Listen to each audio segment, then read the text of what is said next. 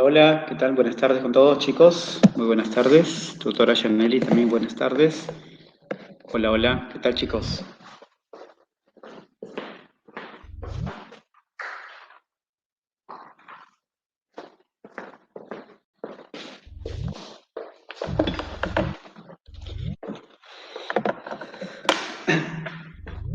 Ya, a ver. eh, ¿Qué tal, chicos? ¿Qué tal? Muy buenas tardes a todos los presentes. Les saluda el profesor Majerwa. Bienvenidos a nuestro último repaso para nuestro bloque A.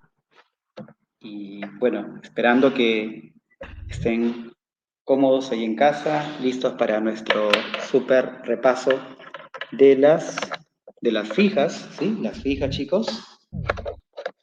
Y obviamente esperando que podamos sacar el máximo provecho de esta actividad académica. Ya, ahora sí. Hola, hola, ¿qué tal? Sí, terrible lo que pasará. Así es. No, no creo, chicos. Esto se va a desarrollar, seguramente mañana ya tendremos una situación más estable. Mañana no creo que afecte al examen, así que igual hay que estar preparados para toda contingencia. ¿Ya? Bueno, chicos, entonces vamos a lo nuestro, mentalicémonos y avancemos, ¿ya? Listo. Entonces comenzamos.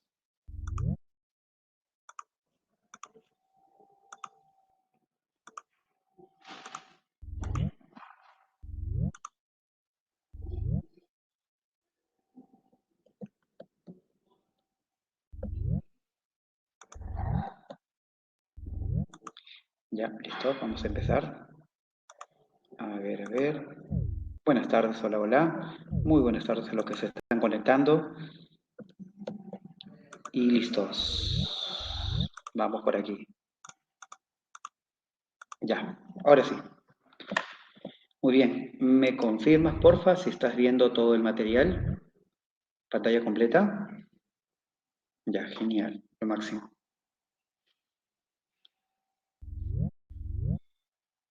Y empezamos entonces. Bien, aquí nosotros en la plana de historia hemos preparado temas que obviamente siempre han sido recurrentes en el examen del bloque A.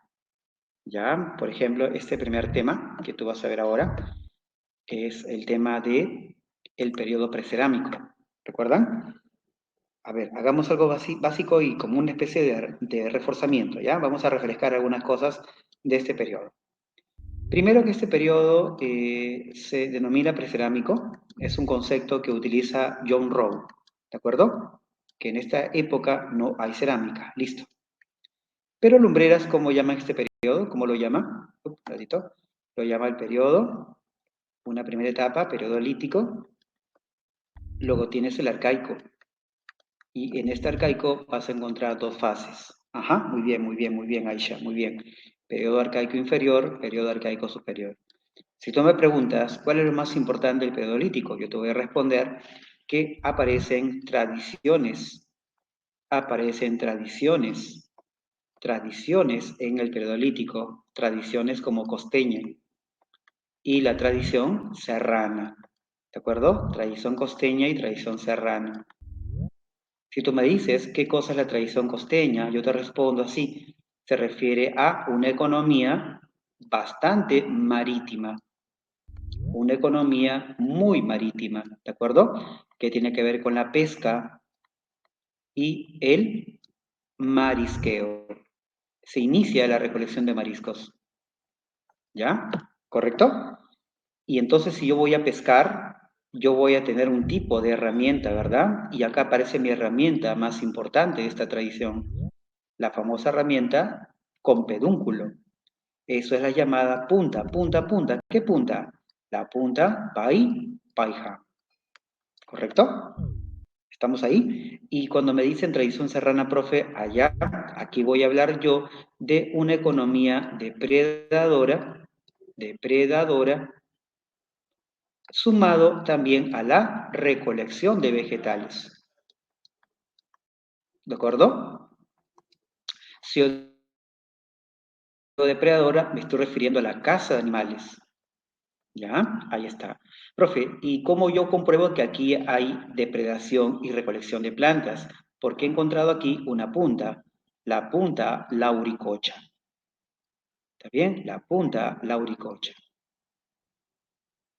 ¿De acuerdo? Ahí está. Bueno, entonces si tú me dices, profe, entonces ¿qué tipo de economía tuvo el hombre en el Paleolítico? Depende de la tradición que tú me digas.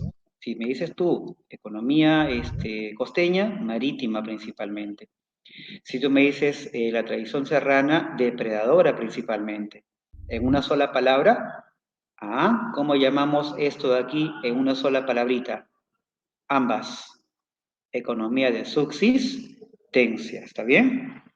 Mira que la economía de subsistencia no solamente es caza, recolección, también es actividad pesquera. ¿De acuerdo? Bien. A nivel social, ¿qué observamos en estos lugares? A nivel social, observamos la llamada transhumancia, la transhumancia estacional.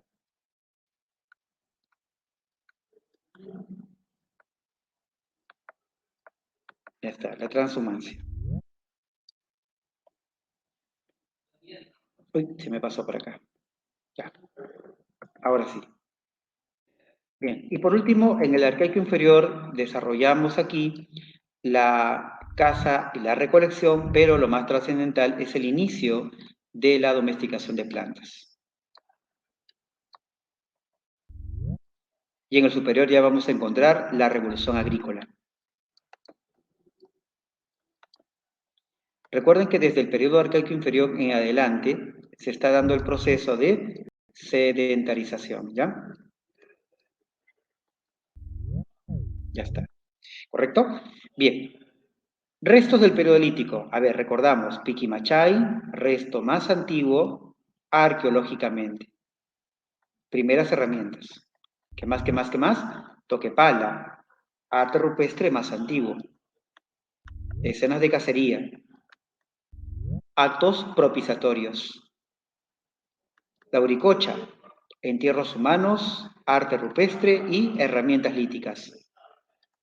¿De acuerdo? Ahí está. Profe, ¿y chivateros? Bueno, hoy sabemos que chivateros se encuentra dentro de los restos de Paiján. Hay un vínculo entre chivateros y Paiján. Esa puntita que tú ves acá, esa puntita que vemos acá, la punta Paiján, en realidad esa punta comenzó siendo trabajada en chivateros. Chivateros forma parte del desarrollo de Paiján. ¿Ya? Esas supuestas piedras que se encontró en Chivatero, chicos, es el inicio para que luego termine siendo esta punta Paiján. Eso es lo que se ha encontrado. ¿Sí? Muy bien. Restos del arcaico inferior, profe. Tenemos a tres principalmente, ¿ya? Tenemos por aquí a Nanchoc, horticultura, Telarmachay, domesticación de plantas, perdón, de animales, y tenemos a los restos de Santo Domingo, que es una aldea pesquera con red. Ajá, listo. Y en el superior tenemos a dos principalmente, a Caral y a Kotosh. Ya eso es todo aquí. ¿Qué encontramos aquí? Encontramos a los primeros centros ceremoniales.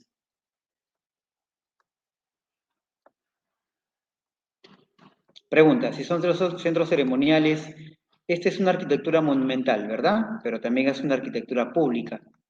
¿Por qué pública? Porque ahí están llegando personas de diferentes partes, llevando ofrendas, ¿de acuerdo? Los peregrinos, muy bien, Jack.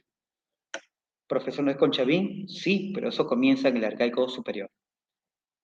Recuerda que hay peregrinos porque en esos templos existen ya sacerdotes que son especialistas en el clima.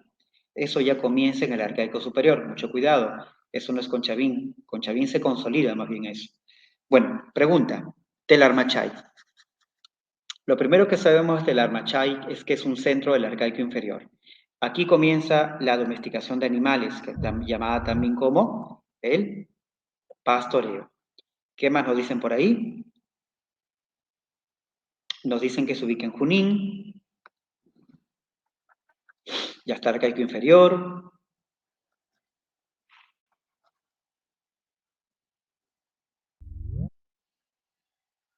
Dicen que estos del Armachay seleccionaban camélidos, o sea, llamas, desde una determinada edad. Y lo que se ha encontrado en ese lugar es presencia de huesos de esos animales nacidos, o sea, crías. Por ejemplo, llamitas. Y se ha encontrado que esas llamitas habrían muerto en cautiverio. ¿Qué significa que habrían muerto en cautiverio? Que ya no eran llamas silvestres, eran llamas criadas por los pastores. ¿Qué podemos deducir de eso, chicos? ¿Qué podemos deducir? Claro, eran criados en corralitos. ¿Qué podemos deducir?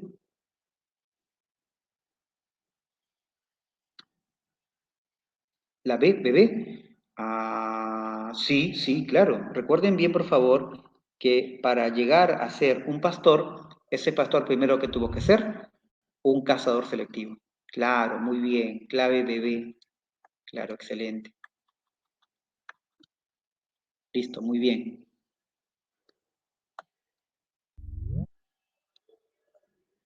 Listo, vamos a la pregunta 2.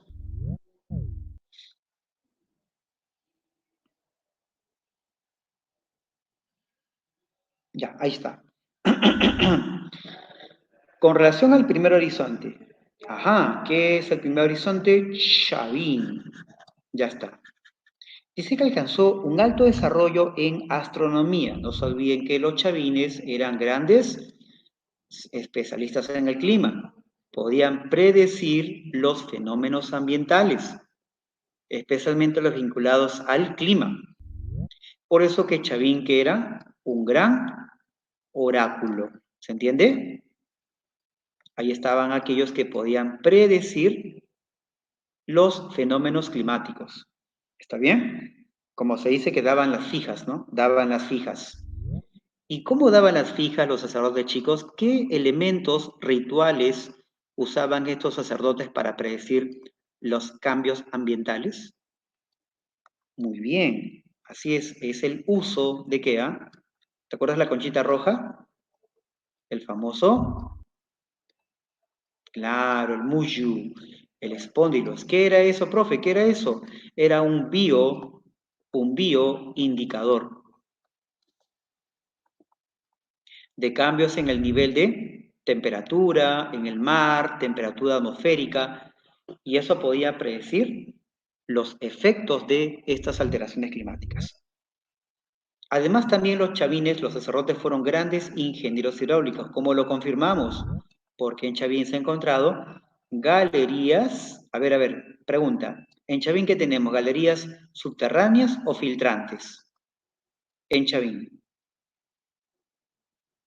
Muy bien, porque filtrantes es en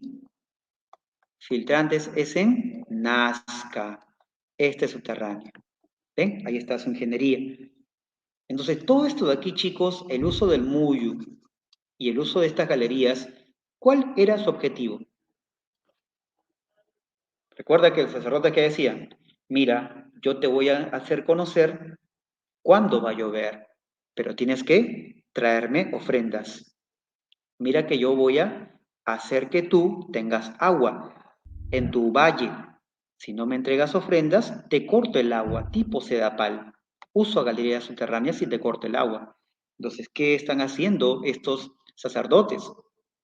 Están entonces, a ver, controlando el excedente productivo, ¿cierto? Que en realidad era visto como un tributo, ¿no? Pero en sí era controlar el excedente productivo, ¿ya? Alternativa D, dedito. Ah, ya, ¿quieres que vuelva un ratito? A un ratito, a ver. Un ratito.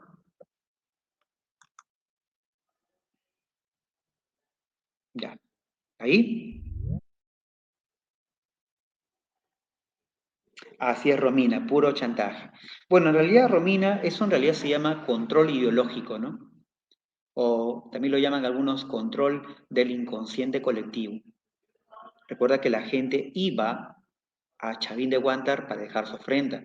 Estaban ideologizados. Y no se olviden que para eso Chavín utilizó plantas alucinógenas, ¿sí o no? A ver, pregunta acá Romina. Profe, ¿por qué no puede ser la uno la D? A ver, vamos a Romina un ratito. A ver, déjame retroceder. Uy, ahí está. Uy, eso es.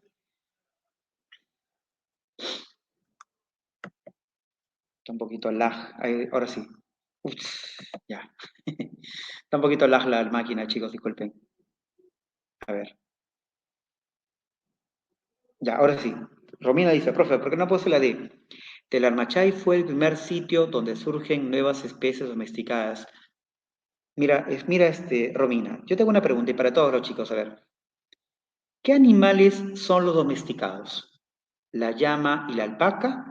¿O la vicuña o el guanaco? Claro, la llama y la alpaca es domesticada. En cambio, la vicuña y el guanaco son silvestres. ¿Y qué te ponen ahí? Nuevas especies domesticadas. ¿Ven? ¿De acuerdo, Romina? ¿Ahora sí? Ya, genial. No se olviden que hace tiempo se hizo un estudio.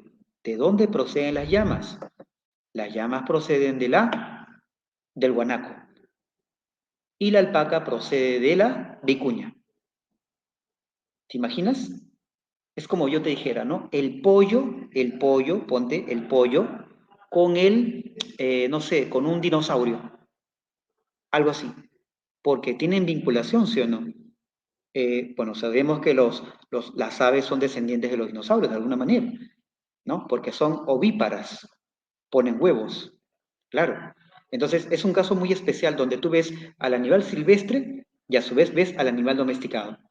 Igual pasa con la vicuña, con la alpaca y el guanaco con la llama. Algo espectacular, impresionante. Esa domesticación, chicos, se ve donde en Telarmachay por primera vez. ¿De acuerdo? Sí, es lo máximo Telarmachay, lo máximo. Bien, sigamos. Número 2, número 3.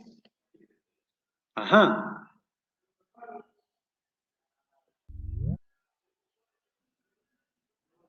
A ver, ¿de qué trata de qué trata la lectura?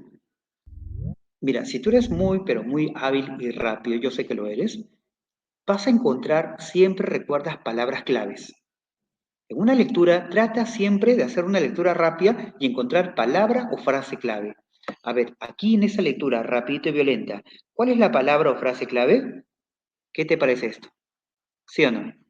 Islas colonizadoras. Y eso te lleva a pensar, ¿a qué te lleva a pensar? A tu famoso sistema, que ha venido también pregunta para tu bloque. Sistema de, así es, ahí está, ¿no? Ahí está.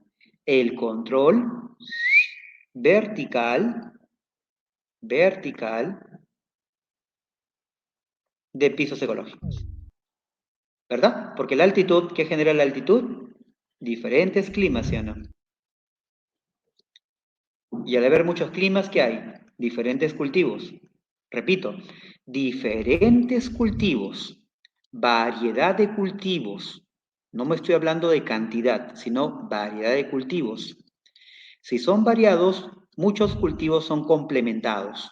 Por ejemplo, tienes quinoa y tienes tu carne de llama.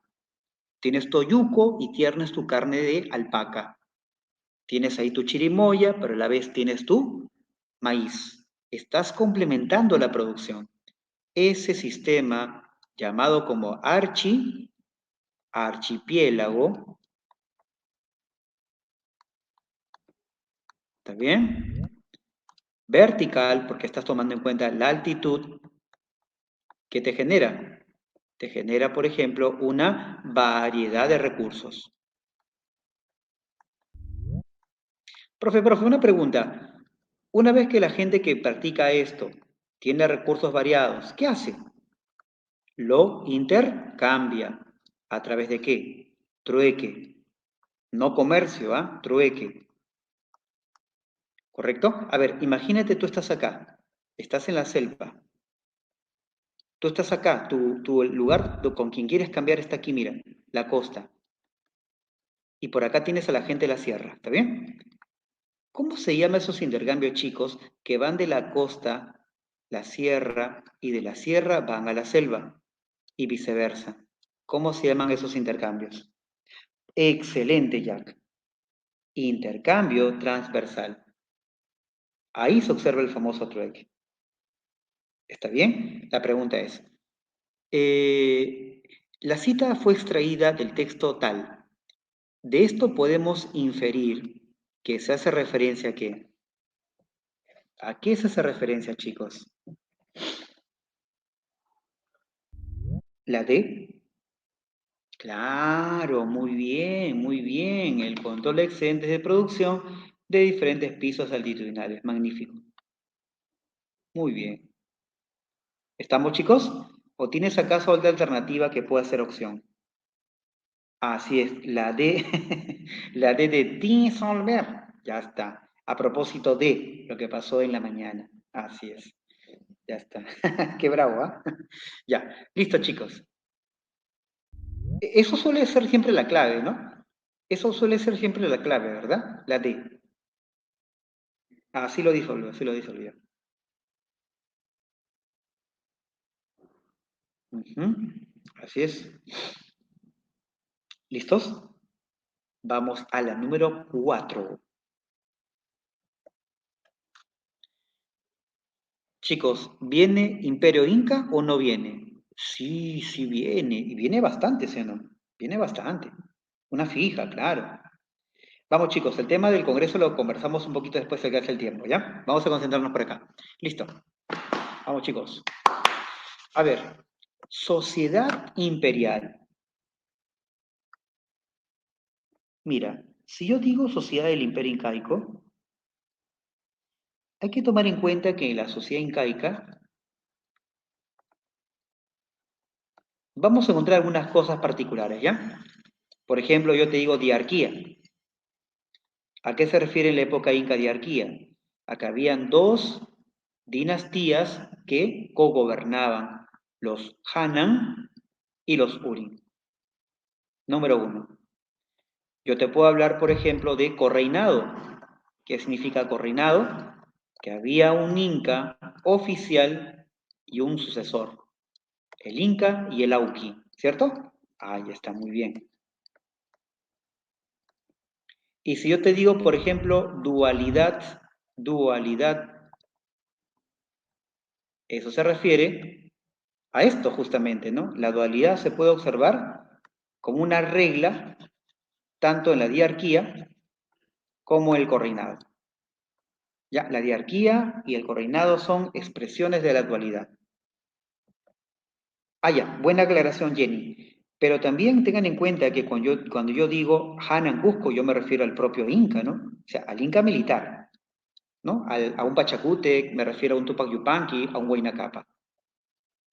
Pero si yo digo Urin Cusco, yo me refiero a ese gran sacerdote del sol, el llamado Huyapumo. Ajá, excelente. ¿Ya? Ahí está. ¿Está bien? ¿Correcto, Wendy? ¿Tu pregunta dónde es? Ya, listo. Entonces, ¿qué dice? Mira, leemos el enunciado para completar. ¿Qué dice por ahí? Dentro de la sociedad del Tahuantinsuyo, la conformaba el grupo social de más alta jerarquía. A ver, ¿cuál era el grupo social de mayor jerarquía? Por ahí tienes varios, ¿eh? Pero todas esas cinco alternativas se reducen a dos. Puede ser o la panaca o puede ser también la nobleza de sangre, ¿sí o no? Puede ser estas dos. ¿Está? Luego dice, este, este que tenía entre sus ocupaciones ser el del poder inca, para establecer la llamada forma con la cual se organizaba el Tahuantinsuyo para mantener el equilibrio político. A ver, por ejemplo, la A, ¿qué palabra malogra todo ese enunciado A? Está fuera de contexto. Cacique, ¿sí o no? No es el cacique, eso es la época colonial. Profe, pero el cacique no es el curaca, sí, pero depende del contexto. Curaca en la época inca, cacique en la época colonial, y acá estamos en la época inca todavía. Descartada la A. Puede ser la B, nobleza de sangre, complemento. Pero si yo digo nobleza de sangre, yo puedo decir, chicos, que toda la nobleza de sangre, toda la nobleza de sangre, era parte del gobierno, ¿no?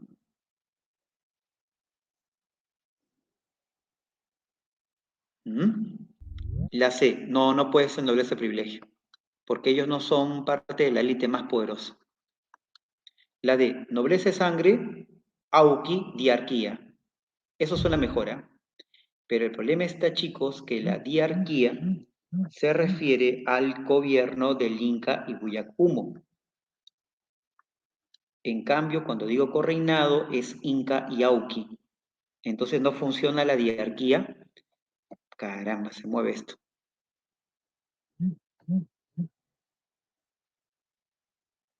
Para el caso de la letra D.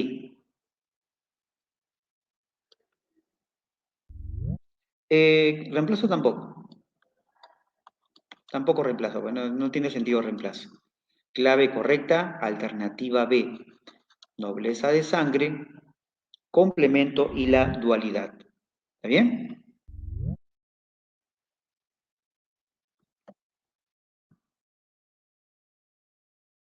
Un ratito, chicos, voy a salir de la pantalla, voy a actualizar porque está que se mueve demasiado. ¿Ya? Un ratito.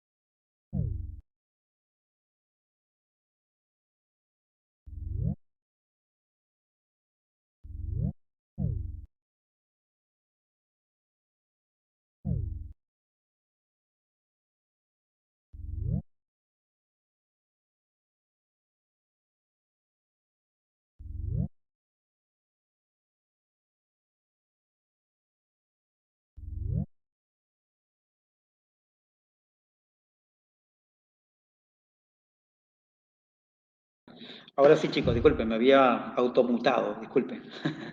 Y ahora sí. Disculpen, disculpen, chicos. Ya, a ver, notito.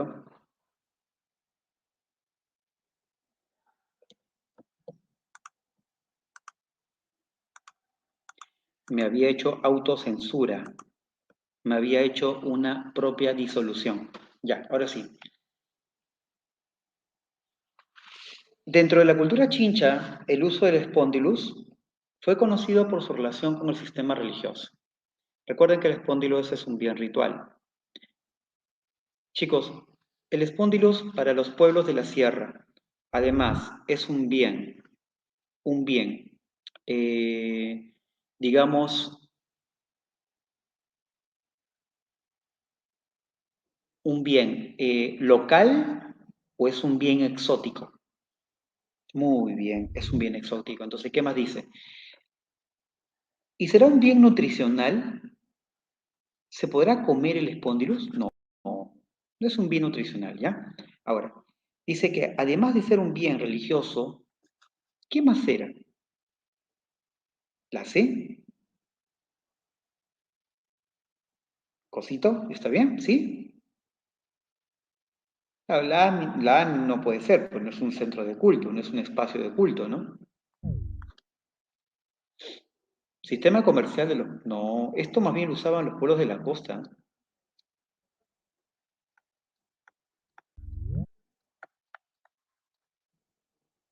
En cambio, los pueblos de la selva no le daban importancia al mullo. ¿Por qué? Porque en la selva abunda agua. El mullo está relacionado a la idea de abundancia de agua. En la selva tienes un montón de agua, o sea, no hay importancia ahí. La C, medidor de cambios climáticos. Claro, medidor significa que es una especie de, como esos aparatitos que tienes para medir la luz, el agua. El medidor de cambios climáticos, claro. Se podría calcular, hacer cálculos, estimaciones acerca de en qué momento se puede ver u observar los cambios en el clima, propios de la costa. A ver, ¿cuáles son los efectos climáticos propios de la costa? Los fenómenos climáticos, básicamente, fenómeno del Niño, ¿qué más? Las lluvias torrenciales. Y esa es la clave. ¿Está bien? La C de Castillo. Qué bravo es eso, ¿eh? Ya, listo.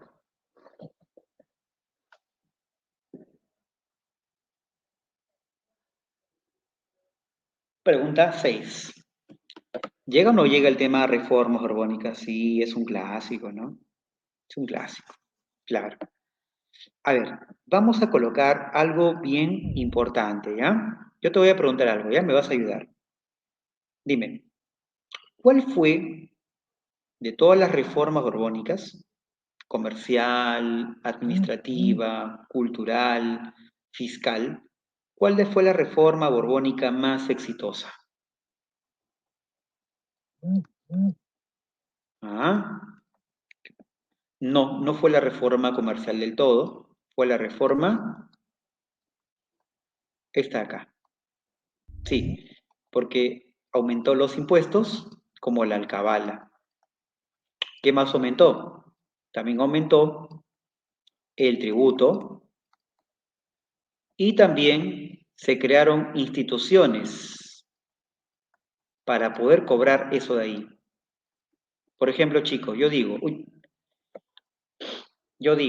¿qué institución fue creada con las reformas borbónicas para cobrar eficazmente la alcabala? Las, no, intendencias no, las aduanas interiores. ¿Está bien? Y para cobrar el tributo, profe, ahora sí, las intendencias. No se olviden que estas reemplazaron a los corregimientos. ¿Está bien? Claro.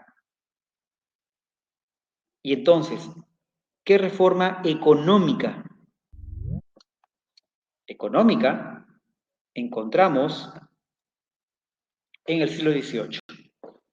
A ver, ¿qué me marcaste tú? Me marcaste la D, ¿no? Ahí vamos a ver.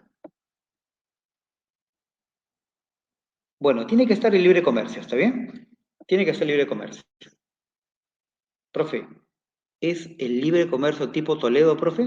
No, el de Toledo es el tratado. Este es el decreto.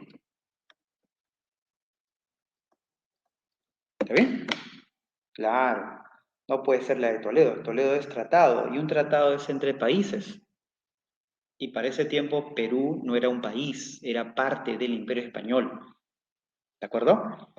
¿Qué más es económico? El reparto mercantil. Recuerden que eso, ¿quién lo ponía en práctica? ¿Qué autoridad ponía en práctica? Muy bien, los corregidores. Pero los corregidores hacían esto inicialmente de manera ilegal. Entonces las reformas borbónicas legalizan eso, amplían el mercado, porque ahora los indígenas van a comprar más productos, pero también ¿qué genera eso? Descontento, ¿no? Claro, genera descontento. Y fue un motivo poderoso para las rebeliones indígenas. ¿Está bien? Bueno, entonces la clave, la uno es correcta, pero no es algo económico, es algo político. Y la 2 es algo político administrativo. Solo correcta sería la 3 y la 4. Clave, clave, clave, alternativa dedito, dedazo.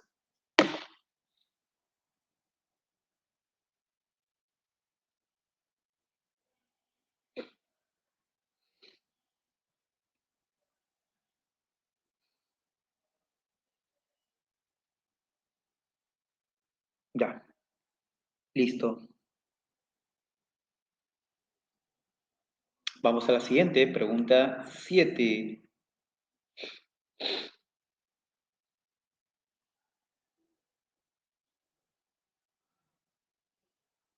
Ya, estoy viendo acá que marcan la D. ¿Qué más ha marcado? La B, vamos a ver. Vamos a ver. A ver, nos ubicamos en el contexto rapidito, nomás por acá. ¿Está bien? En este año ocurrió una guerra, fin de los Habsburgos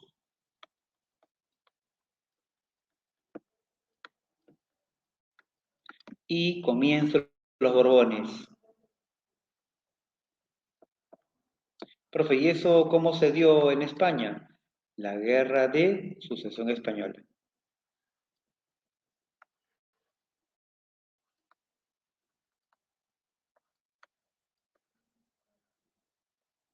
¿Está bien? Entonces comienza en España a gobernar los Borbones, que son más afrancesados, ¿no?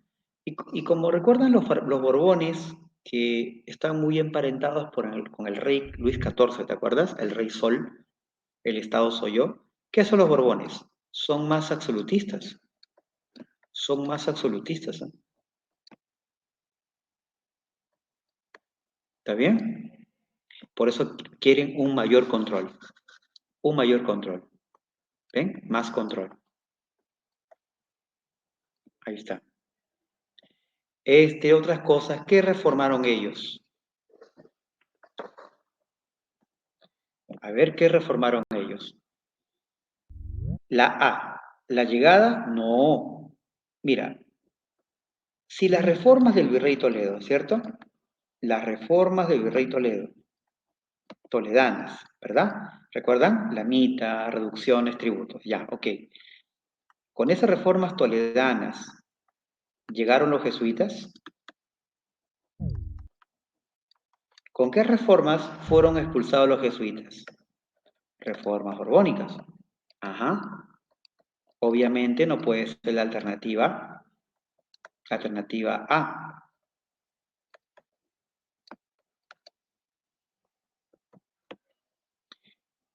Descartada la A. 2. La B.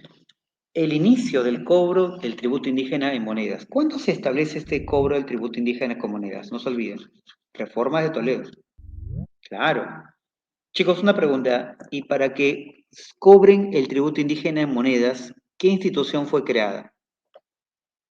Los corregimientos. Muy bien. Por eso, chicos, escúchame. Cuando el virrey Toledo hace estas reformas, tributos, reducciones, ¿quién se fortalece? ¿Qué autoridad fortalece su poder? El corregimiento. ¿De acuerdo? Eso, por favor, que quede muy en claro. ¿Ya? Porque eso ha sido pregunta de examen del bloque anulado. Tu bloque, así fue la pregunta que llegó. Ajá, así llegó. Listo, entonces la segunda es incorrecta. La tercera, no, la mitad de Potosí es la época de Toledo. Nada que ver. Nada que ver. Además, en el siglo XVIII la minería está colapsando, ¿no? D. La ocupación de cargos públicos por los peninsulares. Ah, sí, porque los absolutistas, los borbones, ¿qué dicen? Confiamos más en los españoles que los criollos.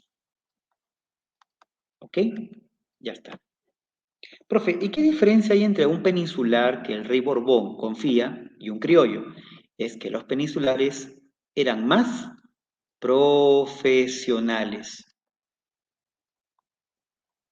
habían hecho una carrera técnica. En cambio, los corregidores eran simplemente hombres que habían comprado sus cargos, ¿sí o no? Compraron sus cargos. Y una pregunta, si tú compras tu cargo, eso demuestra que no eres una persona preparada, ¿sí o no? Es como tú por ahí digas, profe, la gente que compra vacantes es gente mediocre, es gente mediocre. Nunca va a ser un buen profesional. Ellos van a retrasar al Estado, al sistema administrativo. Lo van a llevar a una crisis por ser corruptos. ¿Ven? Eso es lo que hacen los criollos. Compran los cargos, aumentan la corrupción y el sistema administrativo del virreinato fracasa porque ellos no están cobrando eficazmente los tributos. Por eso los criollos fueron expulsados, ¿no?, de los cargos y los peninsulares los reemplazaron. Ajá, ¿se dan cuenta? Pero acá viene la jugada del rey. El rey no abandonó a los criollos, no los abandonó, sino por el contrario, los invitó para que se vuelvan profesionales. Y por eso la corona, dime por favor, ¿qué institución en el virreinato creó para que se formen futuros profesionales? Y eso hoy día, ese local es parte de San Marcos. No, universidades no. ¿Han escuchado? Eso, Liz. Muy bien, Liz. El Convictorio de San Carlitos. ¿Sí o no? Eso. Ahí se prepararon los futuros profesionales. Y cuando los criollos, solamente una cosita más, ya estaban preparados, ¿cierto? Filósofos, abogados, etcétera. ¿Qué dijeron ellos al rey? Ahora podemos gobernar junto al criollo. Queremos igualdad. ¿Ven? Porque ya se habían formado. ¿Cómo se van a llamar esos criollos que pedían igualdad antes que estallara las guerras de independencia? ¿Cómo se llamaban esos criollos que querían igualdad junto a los españoles antes que estallara la guerra de independencia? Excelente, Lisuhei. Magnífico, magnífico, muy bien, Sanjani. Esos, ustedes son monstruos, chicos, son monstruos de la historia. Los monstruos, así es, reformistas. Claro, ¿ven? Así piensa un sanmarquino. No datos, sino relaciona. Muy bien. Claro, amigo. Muy bien, Fabián. Entonces, en ese contexto aparece Toribio Rodríguez y obviamente no puedes dejar de hablar del gran médico, Hipólito Unanue. Claro, que con él moderniza la salud.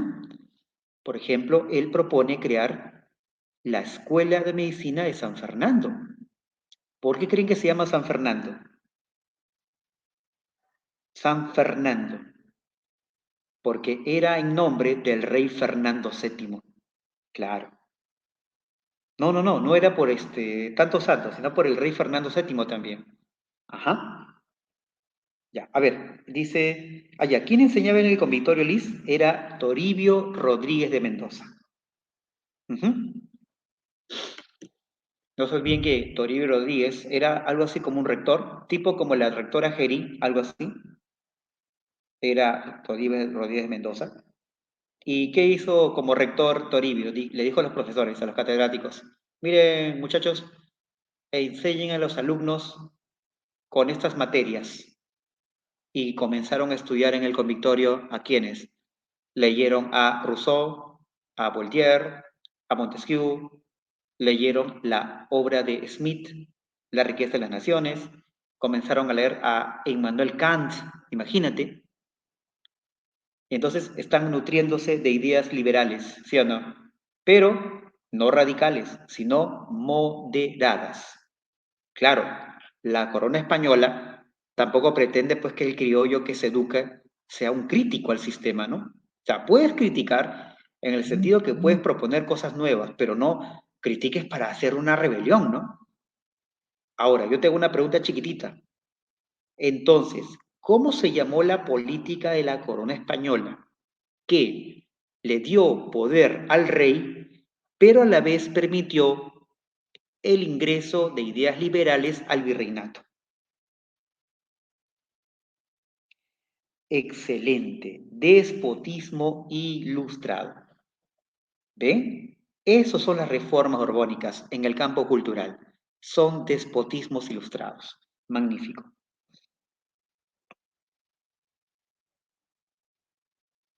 A ver, Aisha pregunta, o sea, profe, el convictorio de San Carlos era el inicio de la creación de San Marcos.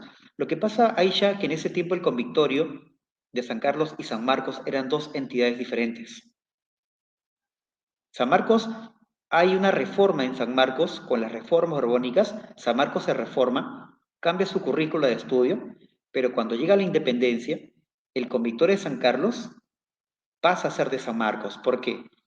Porque cuando viene la independencia y la república, los independentistas toman el Congreso que está en la avenida Bancay, eso era de San Marcos, el terreno de San Marcos. Entonces, para compensar a San Marcos, le dieron a San Marcos el convictorio de San Carlos. Ajá, ¿correcto? Porque mira, San Marcos era dueño de casi la mitad del centro de Lima. Todo el mercado central, que donde de repente ustedes pasan, la espalda del Congreso, ¿no? Donde está el mercado central, la calle Capón, todo eso era terreno de San Marcos. Desde ese lugar hasta la avenida Bancay, hasta el hueco, donde está la entrada por Parque Universitario, todo eso es de San Marcos, pero cuando viene la independencia y la república, le comienzan a quitar a San Marcos terrenos. No se olviden que San Marcos lo manejaba la iglesia católica.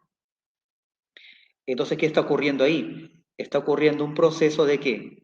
De secularización. Se le está quitando tierras a San Marcos, que era parte de la iglesia. Y ya en la república, San Marcos pasa a ser dirigida por el Estado. ¿Ya? Esa es la ruptura que también hace la independencia. La iglesia pierde territorios o poder cuando viene la independencia de la república, sobre todo. Ujú. Hay que recuperarlo. Ya ese es otro contexto. En fin, listo. Entonces, clave correcta, chicos, la C. ¿Cierto? La C. Ahí está. 8. Uy, ese tema es un tema fijo, ¿ah? Sí, es un tema fijo. ¿Viene o no viene Tupac Amaru? Sí ha venido, ¿ah? Y sigue viniendo, ¿ah? Sigue viniendo. A ver, a ver. ¿Qué marqué? ¿Qué marqué? ¿Qué marqué? A ver. Ah, sí, pues está bien. La D, la 7 la D. Está bien. Marqué la D.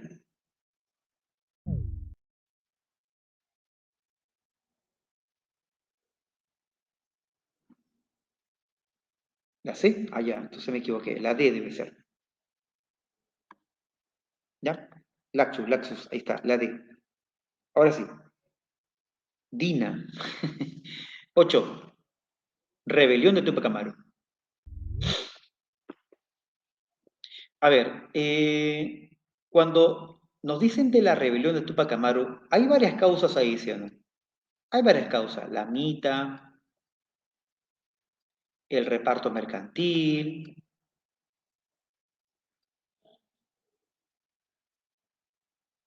está el aumento de tributos que hace las reformas borbónicas,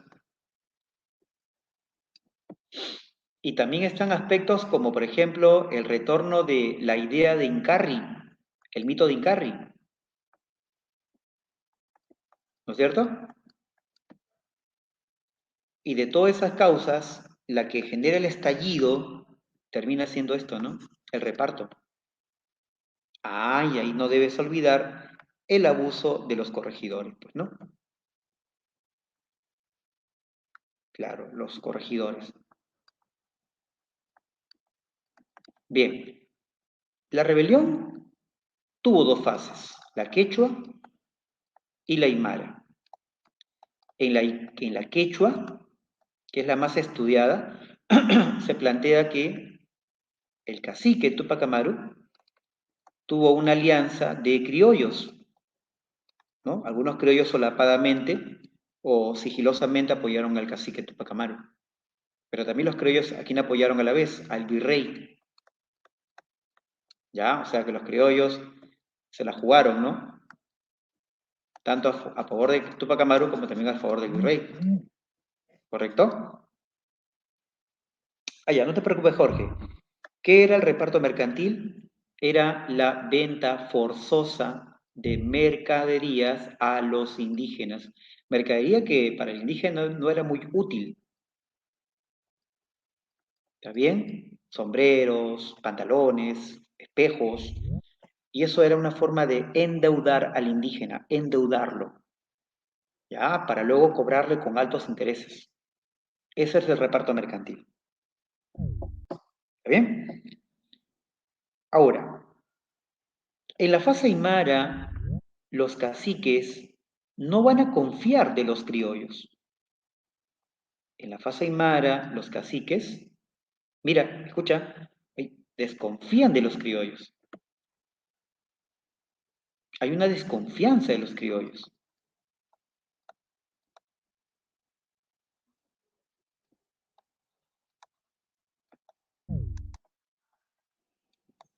¿Ya? Por eso que esta fase va a ser derrotada. Claro, en esa segunda fase, la fase aymara, aparecen los llamados Katari, Tupac Katari y el hijo de Tupac Amaru, bueno, el pariente, digamos así, dio Cristóbal Tupac Amaru. Ya, ambos fueron vencidos en la fase aymara. Lo que viene después, repito nomás chicos, fue uno de los momentos más crueles en la historia del Perú. Mira, número uno, vamos con las cosas que no son tan crueles. Se elimina el corregimiento, ¿sí o no? Se eliminan los corregimientos. Ya está. Reemplazado por las intendencias. ¿Qué más se elimina? El reparto se elimina. También se elimina el reparto. ¿Qué más se elimina? Se elimina también esta política de incrementar los tributos al indígena. Se reduce el tributo a los indígenas, pero también se crean instituciones, como por ejemplo la Audiencia del Cusco, que había sido una petición de Tupac Amaru. Y a eso le agregamos también, chicos, que para que los indígenas no se vuelvan a rebelar de esta manera tan contundente, se debilita el poder de los cacicazgos. No se olviden que el cacicazgo va a continuar hasta los tiempos de Simón Bolívar. Fue Simón Bolívar el que dio la orden para eliminar los cacicazgos. Pero a partir de la rebelión de Tupac Amaru, de las consecuencias de la rebelión, hasta la época de Bolívar, lo que se observa es una decadencia de cacicazgos. ¿Y por qué entran en decadencia? Porque tras la rebelión de Tupac Amaru, la corona española dividió a los caciques en dos grupos. Caciques naturales y los caciques intrusos. Los caciques intrusos fueron caciques nombrados por el rey, pero que no eran indígenas. Eran españoles, eran criollos y hasta mestizos. Imagínate un cacique criollo, un cacique mestizo. Y obviamente los indígenas no los reconocían como parte de su dirigencia, por eso que no se vinculaban con ellos. Los indígenas más bien buscaban otro tipo de representación que en ese término se termina llamando los famosos barayos. Los barayos son algo así como alcaldes de indios, que son algo así como dirigentes de ellos, ¿no? Ya que no estaban aceptando a los caciques intrusos. Y, profe, ¿por qué hace la corona esto? Para debilitar el movimiento indígena, ¿no? Claro, el barayo es elegido por el indígena. En cambio, el cacique es nombrado por el rey.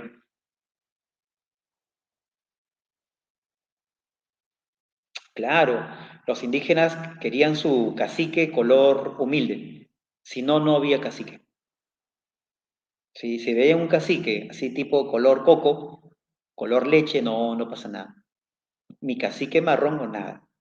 ¿Ya? Por eso que los indígenas comienzan a perder liderazgo y su movimiento comienza a debilitarse. ¿Te das cuenta? ¿Cuál va a ser el papel de los indígenas más adelante en la independencia? Van a tener que confiar, aunque no querrían, confiar en los criollos. No les queda de otra.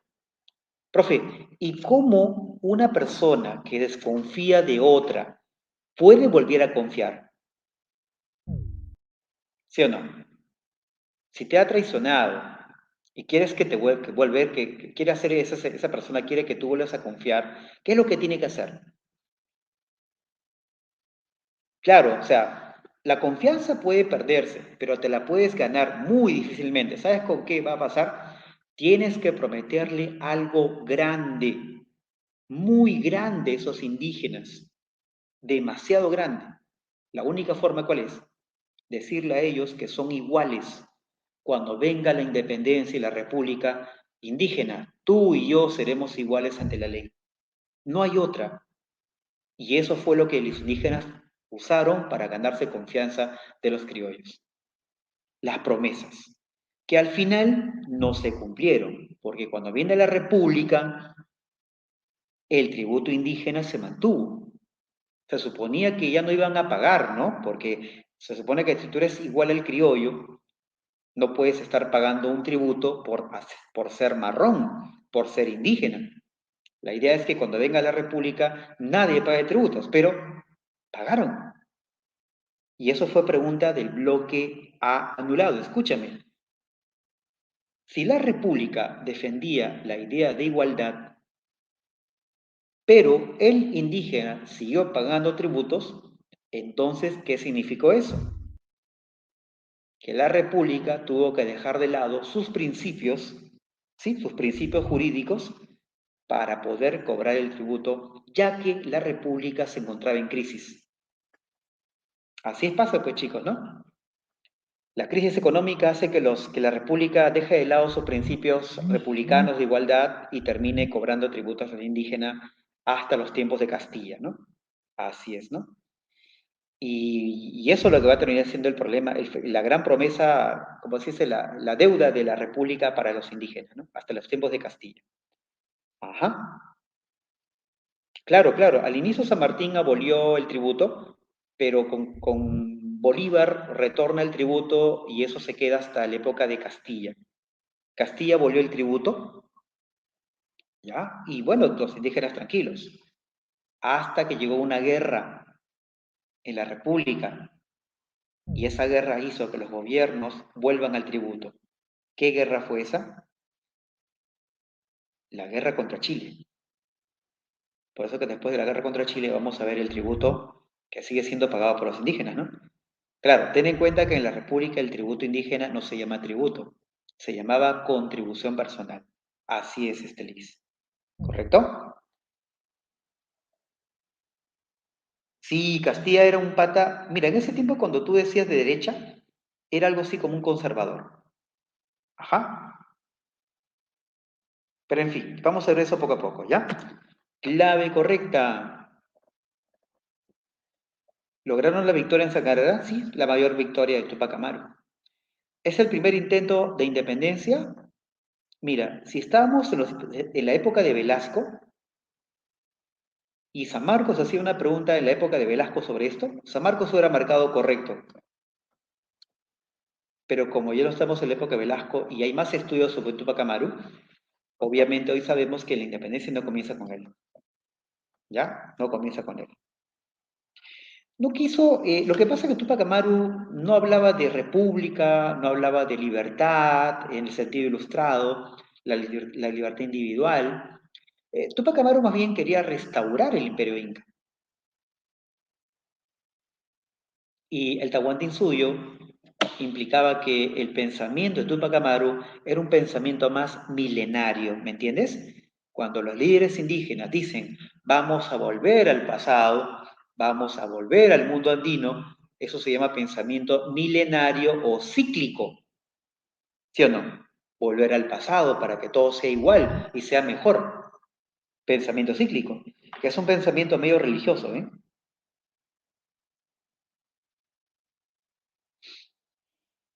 ¿Ya? Entonces, la 2 recontra descartada. La tercera, unieron fuerzas en la segunda campaña al Alto Perú. Estas campañas al Alto Perú, chicos, se refieren a cuando Buenos Aires se independizó, durante la época del virrey Abascal, que viene más adelante.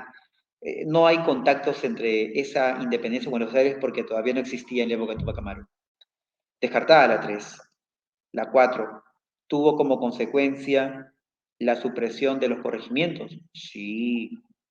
No se olviden que esto es un cambio administrativo, político administrativo. El objetivo de la corona española, ¿cuál era? Al cambiar el corregimiento por el intendente. Modernizar la administración política. ¿Cierto? O sea, colocar en el cargo a gente preparada, técnica, académica. Eso es modernizar. ¿Ya? Eso es. Entonces, la clave sería 1 y 4, ¿de acuerdo? 1 y 4. Alternativa bebecita. A ver. Bien, chicos, hasta aquí, ¿qué tal? ¿Está bien? ¿Alguna pregunta? ¿Alguna inquietud? ¿Seguimos, seguimos? Go, go. Ya, muy bien, excelente. No, no te olvides que cualquier pregunta. Ok, Jack, genial, Jack. Cualquier pregunta, pues, chicos, pueden hacerla, ¿ya? Oh, gracias, Romina. Igualmente, igualmente, chicos, igualmente. Vamos, número 9. Gracias, Elisugei.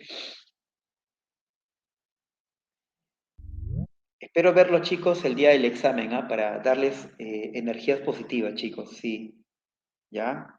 Acérquense digamos, al local donde está la savia y, bueno, ahí de repente algunas palabras de aliento, ¿ya, chicos? Espero verlos. Sí. Oh, gracias, Micaela. Listo. Ya. Una. Ah, ya, quieres que te grite el va en la cara. Ya, promesa. Si me ves, ese día me dices, ¿ya? Ok. Listo, chicos, listo. A su madre, te grito un va. A su madre, qué bravo, ¿ah? Ah, ya, ¿quieres grabar mi va como un ringtone? Ah, ya puede ser, ¿ah? Ya. A ver. Ah, su madre, Romina me conoce de tal grupo. Wow. Paso, qué tiempos, qué tiempos. Ya, seguimos. Pregunta 9. Ah, este año, disculpa, Romina, este año. Ya, perdón, perdón. Ya. Listo, pregunta 9. A ver, bichota, bichota, bichota. Vamos a ver. A ver. ¿Quiénes son quiénes son los separatistas, ah? ¿Cuántos grupos de criollos habían en la independencia? Habían tres, ¿no? Separatistas, los independentistas, ¿no? ¿Quién más estaba? Los reformistas, claro. Y ellos son los que, ¿te acuerdas?, reclamaban a la corona el concepto de igualdad, ¿no? Y para suerte, los reformistas, para su suerte, justo, mira, Napoleón les hace el favor Napoleón a ellos, porque Napoleón, cuando invade España, ¿qué pasa en España? Surgen las juntas de gobierno, o la Junta de Gobierno de Sevilla, la cual se transforma luego en la Corte de Cádiz. Y en esa Corte de Cádiz se hablaba de igualdad. Justo, ¿no? Cayó a pelo, ¿no? La Corte de Cádiz, lo que ellos tanto buscaban, ¿no? Claro. Eso ocurrirá un poquito más adelante, ¿ya? Año 12. Claro, Fabián, claro, tienes razón. Esa Corte de Cádiz luego va a generar una constitución, la del año 12 justamente. Pero vamos primero por partes, mira. Nos preguntan en esta lista, ¿quiénes son separatistas? A ver, mira, de esta lista tienes que mencionar que tres son reformistas, ¿ya?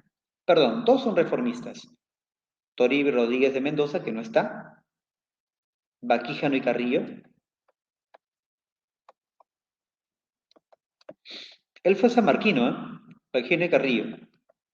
Y él escribe una obra, Elogio al virrey Jáuregui, ajá, que más que un elogio fue una crítica, ¿no? Algo mordaz.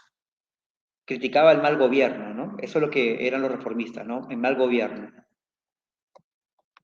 Y ahí tienes que colocar, claro, tu papi, así es, tu papi Unanue también, que no está en la lista, y obviamente a Toribio, ¿sí o no? El rector. Ya, ahora, estos tres, ¿cómo se les llamaba también? ¿Ah? ¿Qué habían hecho los tres? Habían creado una sociedad académica. La sociedad amantes, los amantes del país.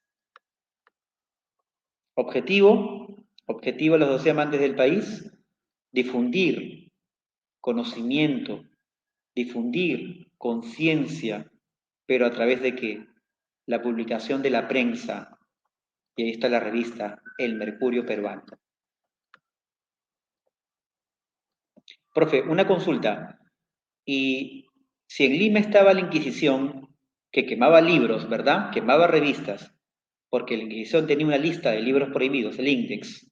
¿Cómo convivió la sociedad amantes del país con la Inquisición? ¿Cómo convivió? ¿Cierto? ¿Cómo convivió? Si la Inquisición quemaba libros en Lima y estos patas hacen libros y digamos, publican en Lima tranquilamente. ¿Cómo convivió? Acá viene la jugada. Los virreyes tenían la potestad, los virreyes tenían la potestad de reducir la injerencia de la iglesia en la sociedad. Ayúdenme, por favor. ¿Cómo se llama cuando los virreyes reducen el papel de la iglesia en la sociedad? Claro, en Europa lo llamabas en Europa a eso, regalismo, regalismo. Pero acá en el virreinato, ¿cómo se llamó? El vicepatronato. Ajá. El Estado puede reducir el rol de la iglesia. Ahora, Fabián, el regio patronato es el poder que tiene el rey en España. Acá en el Perú es el virrey regio patronato, vicepatronato en todo caso. ¿Ya? ¿Correcto? Pero en el fondo, si tú quieres verlo de forma general, esa es una forma de regalismo. Por eso, chicos, los intelectuales como Tupac Unano, en fin, todos ellos podían fácilmente difundir ideas, siempre que las ideas no atacaran y no buscaran cambiar el régimen colonial, sino solamente cuestionar el mal gobierno, contribuir a la mejora del sistema virreinal, pero no destruirlo, ¿me entienden? Por eso ellos son los reformistas. Ajá. Ahora, de esa lista de reformistas, ahí están los tres. ¿Y quiénes serán separatistas? Estos son más bravos, ¿ah? Porque sí plantean la ruptura frente a España. Ejemplo, ¿quién? Un jesuita que fue expulsado. Y desde Inglaterra, desde Londres, comienza a escribir hacia el Perú la obra La Carta a los Españoles Americanos. ¿Lo referimos a quién? El arequipeño Vizcardo Guzmán. Número uno. ¿Quién más? También tenemos a un peruano que luego sería presidente del Perú, José de la Ribagüero. Pero a mí no me preguntan solamente separatista peruano, me preguntan continental, continental, o sea que su pensamiento abarque el Perú y toda América Latina en general. Vizcardo Guzmán es un intelectual continental. Sus ideas no solamente eran para el Perú, era para América, para Hispanoamérica. El otro continental es el que lleva la carta a los españoles americanos y la traduce al castellano, porque esta carta está escrita en inglés y el que la traduce al castellano es este chamo, Francisco de Miranda. Ya lo traduce y lo da a conocer en varias partes de América del Sur, en Venezuela, en Colombia, y esa carta luego entra al Perú. Es gracias a Miranda que esa carta llega al Perú. No es personalmente por Guzmán. ¿Está bien? Profe, ¿y cómo llegaban las cartas si eran cartas muy radicales, muy peligrosas? Es que en el Perú y en América del Sur hay sociedades secretas. Sociedades secretas. Shh. Hay que entrar a la clandestinidad. Claro. Cuidado que te descubran. Profe, ¿y cómo se llaman los miembros de esas sociedades secretas? Se llama los... ¿Quién? Así es, muy bien, Ariana. Los masones. Ajá, ¿correcto? Un ejemplo de masón, Vizcar de Guzmán. Otro ejemplo, José de San Martín. Otro masón, Simón Bolívar. Otro masón, Francisco de Miranda. Y hay otro masón también en América del Norte, George Washington. Están por todos lados los masones, ¿sí? Llevando información secreta y preparando el camino para el estallido de la independencia. ¿De acuerdo? Eso también es un factor de la independencia, por si acaso. El rol de las sociedades secretas y los masones que difundían ideas de separatismo. ¿De acuerdo? Lo hacían escondidas, claro. Tenían su símbolo, ¿eh? Ellos tenían su símbolo, mira. ¿Qué símbolo tenían ellos? Ahí está, mira.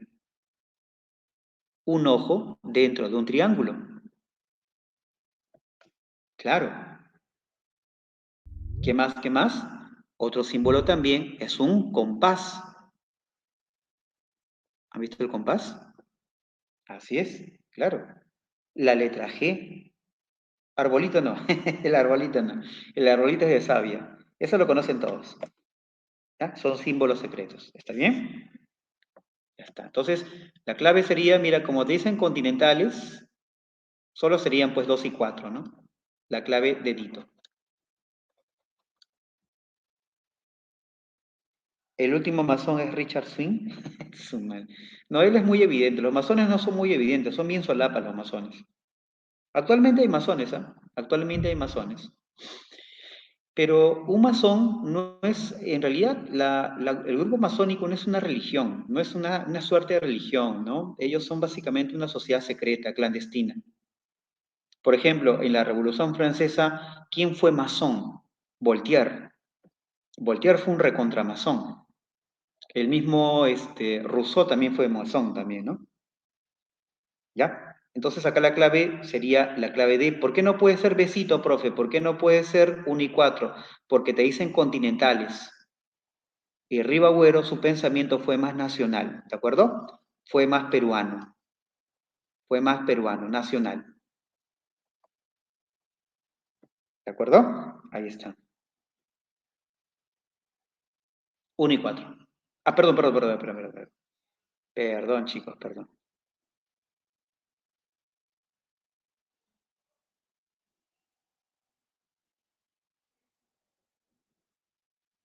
Debería ser 2 y 4 ahí, ¿eh? ¿Sí? 2 y 4. Ahí está. Ahora sí.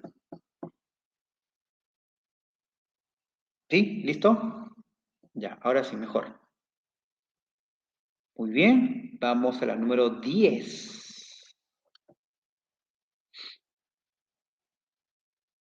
DOE. A ver, DOE. Vamos a ver. Quiero ver tu clave, ¿ya? DOE.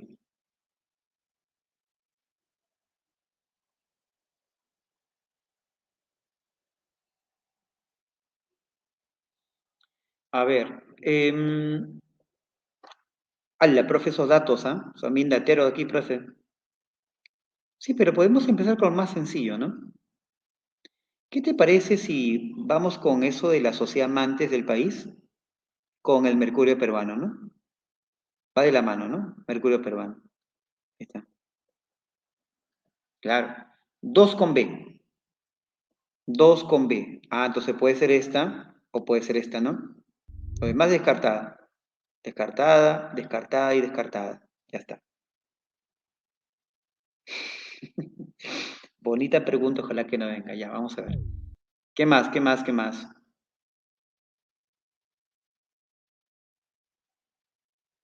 A ver, ¿cuál de esas instituciones fue considerada como el mayor centro de conspiración criolla? Porque se decía que ahí sus alumnos estudiaban a los ilustrados y que luego van a terminar criticando el mal gobierno. A ver, ¿cuál era esa institución donde se formaba gente muy crítica? El Convictorio de San Carlos. ¿Ya? Entonces estamos ahí viendo 1 con D, ya está también la combinación. Lo más fácil está combinado, ¿no? Lo más fácil está combinado. Ahora, con la tercera sale la clave. Ay, ya.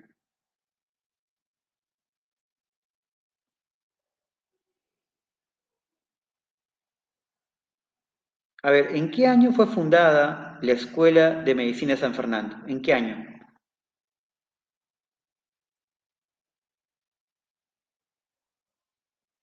Ah, ni idea. A ver. Claro, Iván, sí. 1808. Ajá. Profe, ¿y de qué manera San Fernando, los fernandinos, criticaron al gobierno? Mira, por ejemplo, chicos, los fernandinos de la época le planteaban al gobierno virreinal que era urgente que, para evitar la expansión de enfermedades, el gobierno traslade a los muertos a un cementerio fuera de Lima, el Cementerio General de Lima, el que llamamos hoy día el Presbítero Maestro, que se suponía estaba fuera de Lima, alejado de la ciudad, en fin. Pero en Lima, los sectores conservadores no se resistieron a que se haga ese cambio. Al final, por tanta presión, se construye el Cementerio General de Lima, que es hasta ahora el más antiguo de la capital, y de esa manera los muertos salen de la ciudad. Eso es parte, por favor, es parte de un pensamiento, el pensamiento laico, ¿ven? El pensamiento liberal, el pensamiento laico, una concepción moderna sobre la muerte. Estar en una iglesia no te garantiza que vayas al cielo, ¿no es cierto? Lo que va a garantizar que no vayas al cielo es tener una buena salud. Por eso se crea el cementerio, ¿no? Para modernizar la salud también. En eso va la crítica también de los fernandinos al régimen colonial. ¿Ya? Entonces, y efectivamente, tenemos la 3 con la letra C, y esta sería nuestra clave final, ¿no? ¿Está bien? Clave la D. ¿Listos?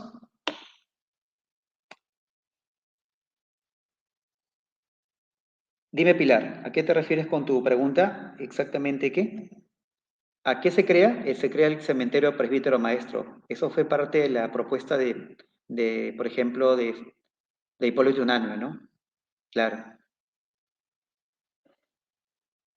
Posiblemente la creación del presbítero maestro sea una de las últimas reformas borbónicas que hay en el Perú, porque tras ello viene toda la crisis en España y la guerra de independencia, ¿no? Ajá. Ya, genial. Gracias, Pilar. Listo, vamos al número 11. Uy, a ver. Criollos, rebelión, en rebelión. Dedo, ya. A ver, hay una cosita que nosotros hacemos siempre cuando comenzamos historia, ¿no? Teoría de la historia. ¿Qué cosa hablamos en ese tema? Contexto, contexto, contexto.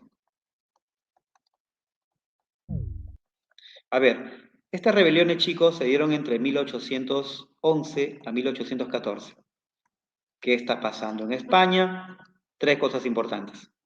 Uno, está la Corte de Cádiz, 1812. Constitución de Cádiz. Y otra más que está pasando en España, invasión de Napoleón. ¿A qué rey pone Napoleón? ¿A qué rey pone Napoleón en España? Ajá, a José Bonaparte. Pepe Botella. Ya está. Listo. Ahora, todo lo que pasa en España, chicos, llega al Perú. ¿Cómo llega al Perú, profe, si está lejos? Hay algo que hace la Corte de Cádiz, perdón, la Constitución de Cádiz, chicos, es que se establece la libertad de prensa. ¿De acuerdo? No se olviden, ¿ah? La Constitución de Cádiz establece la libertad de prensa, a través de la cual en Lima y en todo el Perú, los intelectuales comienzan a producir periódicos, folletos, para que la gente comience a enterarse, ¿ya? Y entonces, entre esas noticias, llega una que dicen que el rey Fernando VII está muerto. que Napoleón Bonaparte y su ocupación militar en España ha provocado la muerte del rey. Corre ese rumor falso, llega al Perú, llega a Huánuco, y en Huánuco un dirigente, Juan José Crespo y Castillo, decide crear una junta de gobierno en lugar de el gobierno de Fernando VII en España. Esa es la lucha de Crespo y Castillo, en Huánuco. Junta de gobierno, Huánuco.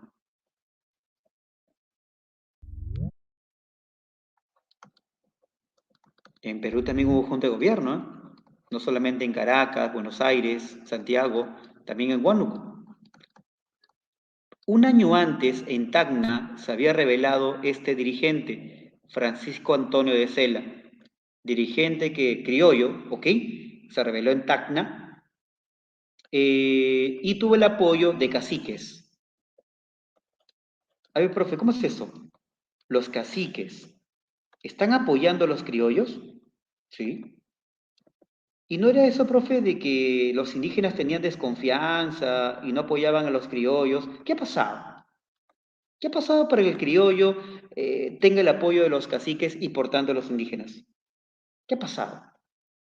Claro, claro, claro, David, ese es el primer grito de independencia, pero la pregunta más profunda es, ¿qué ha pasado para que los indígenas apoyen a los criollos? Exacto, ¿cuál es esa promesa, chicos? A ver, ¿cuál fue esa promesa? Claro, muy bien, Fabián, la promesa de igualdad. Eso significa que los indígenas sí confiaban en los criollos, sí lo confiaban, ¿ya? Pero ¿sabes qué? Los criollos no confiaban de los indígenas, solo querían su apoyo. ¿Y por qué no confiaban en los indígenas si los indígenas tenían cierta confianza en los criollos? Es que los criollos tienen en su mente un recuerdo de Túpac Amaru. ¿Recuerdan? Los indígenas, que son igual, son radicales, son violentos, así que hay que tener mucho cuidado con ellos. Exacto, significa peligro, ¿eh? Esas desconfianzas que se unieron por momentos, ¿sí? Pregunta, ¿son expresión de un sentimiento nacional peruano o son simplemente alianzas coyunturales? Exacto, sentimiento nacional son coyunturales, chicos. ¿En qué momento puedes decir que es un sentimiento nacional? Cuando no hay desconfianza, cuando abiertamente confían unos al otro, ¿sí o no? Cuando el criollo dice, muy bien indígena, tú rebélate, porque sé que cuando te vas a rebelar, tus objetivos son equivalentes al mío. ¿Ven? Esa es una forma de sentimiento mutuo nacional. Cuando hay confianza, chicos, máxima, absoluta. No hay confianza de un lado sí, del indígena al criollo lo hay por el tema de la promesa, pero en el caso del criollo con el indígena no hay una confianza plena, porque la idea del indígena, o sea, la visión que tiene el criollo del indígena es ese indígena violento, ese indígena radical, la imagen que tienen de la época de Tupac Amaru, ¿correcto?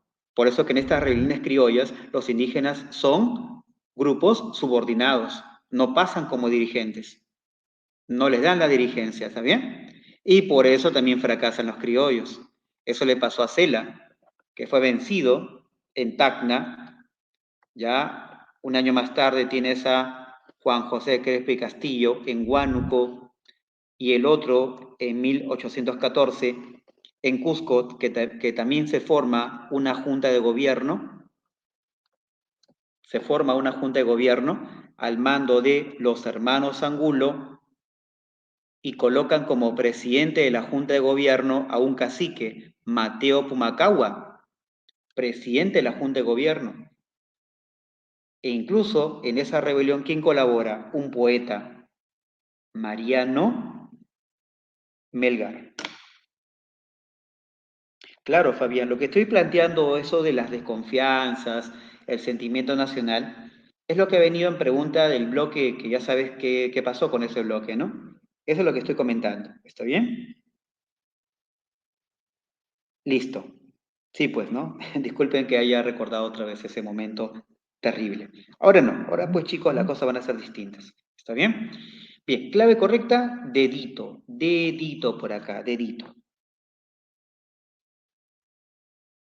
Ojalá que haya, bueno, esperemos que haya toldo, un toldazo, chicos. Así, ahora que sale el solcito, con más razón. Muy bien, muy bien, muy bien. Vamos a la número 12, ya estamos terminando. Número 12. Sí va a haber toldito, toldo grande va a haber, chicos. Así que tranquilos en esa parte, ¿ya? A ver, vamos. Relacione correctamente periodo donde se desarrolló el acontecimiento correspondiente. Dedito, a ver, vamos a ver el dedito. A ver, am, Corriente Libertadora del Sur. San Martín, ¿verdad? ¿Cuál es la pregunta que siempre viene sobre ese tema? ¿Cuál es el proyecto político de San Martín? Fácil, chicos, fácil. Claro, es una recontra conocida así, ¿no? Monarquía constitucional, así es. Y eso está en el prospecto, ¿ah? Porque hay un capítulo del prospecto que dice proyectos políticos, ¿no? Ya está. Recuerden que la estrategia de San Martín, la estrategia, no es iniciar una guerra, sino es la negociación, conferenciar, ¿ya? Y ahí tienes, por ejemplo, en el caso de la Corriente Libertadora del Sur, vas a encontrar la conferencia de Punchauca, la conferencia de Miraflores. En cada conferencia San Martín negocia con el virrey, pero lo curioso es que en cada conferencia el virrey cambia. Primero es con el virrey Pezuela, luego con el virrey La Serna. Con Pezuela es en Miraflores y con La Serna es en Punchauca. Profe, ¿por qué han cambiado los virreyes? Porque previamente hubo un golpe de Estado, motín de Asnapuquio. Eso ocurrió durante la corriente libertadora. Comenzamos por ahí, uno con D. Bueno, y si es uno con D, creo que ya la única que tiene uno con D es esta, ¿no? La única, ¿no? Claro. ¿Está bien? Preguntas ni son San Marcos. Escúchame. ¿Cuál fue la razón por la cual San Martín ingresó a Lima, proclamó la independencia y luego instauró el protectorado? ¿Qué es lo que lleva a San Martín a hacer eso? Es evitar que los indígenas y los negros generen un cambio radical, ¿correcto?, del sistema colonial. Profe, pero ¿eso realmente era el temor que tenían estos independentistas? Lo que pasa, chicos, que en Lima habían llegado noticias que mira, Haití, los negros habían tomado el poder. En Haití, y incluso los negros en el poder habían eliminado a los blancos. Ese es el miedo que había en Lima, porque en Lima, de cada 10 limeños en esa época, 6 o 7 eran negros. Lima es la ciudad con más negros en la costa peruana. No era Chincha, por si acaso, no era Chincha, no era Chincha. ¿Ya? Chincha es después, ya. Chincha va a ser ya en el siglo XIX, más adelante. Ese es el miedo. Por eso los criollos están tranquilos en Lima, ¿no? Porque estaba el virrey. Mientras el virrey esté, yo estoy tranquilo porque él me garantiza que no va a haber un cambio radical del orden colonial. Pero el virrey, ¿qué pasó? Se fue de Lima. Y viene el miedo, ¿no? Y ese miedo hace que los criollos le pidan a San Martín que entre a la capital y proclame la independencia. Ajá, así es. Entonces, chicos, eh, Lima siempre tuvo esa situación de tensiones sociales, ¿cierto?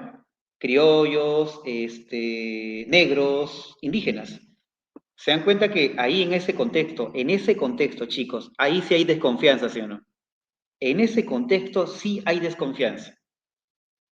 Recuerda, corriente libertadora, en ese contexto sí hay desconfianza. En el anterior contexto que te comentaba, en este contexto de las rebeliones, ahí había confianza. Pero aquí en la época de San Martín y Bolívar, la desconfianza es atroz, muy fuerte. ¿De acuerdo? Bien, entonces ahí está la clave, alternativa dedo, corriente libertadora con el motín de Napuquio, protectorado con la conferencia de Guayaquil. Recuerde que aquí San Martín y Bolívar se unen por primera y única vez. Las corrientes libertadoras se encuentran en Guayaquil, ¿no? La del norte con Bolívar y la del sur con San Martín. No es la única vez que se encuentran las corrientes libertadoras. Coinciden. Y finalmente, ¿qué es el motín de Balconcillo? A ver, chicos, ¿qué tiene que ver el motín de Balconcillo con el presidente Pedro Castillo? A ver, ¿qué tiene que ver el presidente Castillo con el motín de Balconcillo? Claro, claro, hay una relación. Que Castillo ha hecho el último golpe de Estado y el motín de Balconcillo es el primer golpe de Estado de la historia peruana.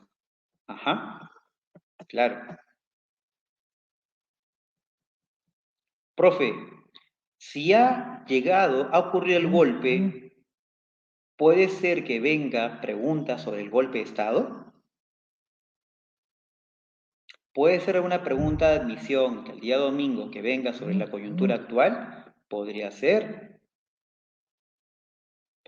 digo, porque la otra vez vino una pregunta sobre Rusia en plena guerra Rusia-Ucrania.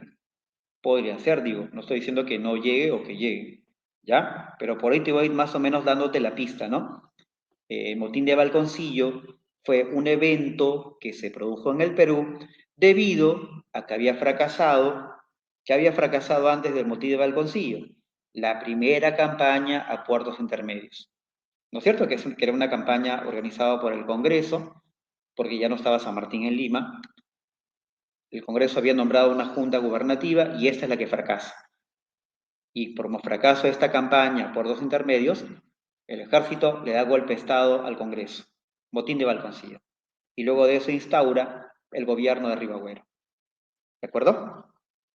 Ah, ya se hizo el examen hace un mes. Bueno, sí, también puede ser, ¿eh? En fin, vamos a ver mejor. Ajá, ya es muy tarde, ya, vamos a ver. Entonces, nos quedamos con dadito. ¿Listos? Vamos a la pregunta 13. Y de ahí, chicos, de ahí, tenemos el tema de Confederación Peruana Boliviana. Ya, a ver, un ratito. Mientras vamos buscando la clave, chicos, me dan un par de minutos, por favor. Gracias. Estoy acá conectado, los estoy viendo un ratito. Lo estoy escuchando en todo caso, o leyendo. A ver, un ratito, por favor.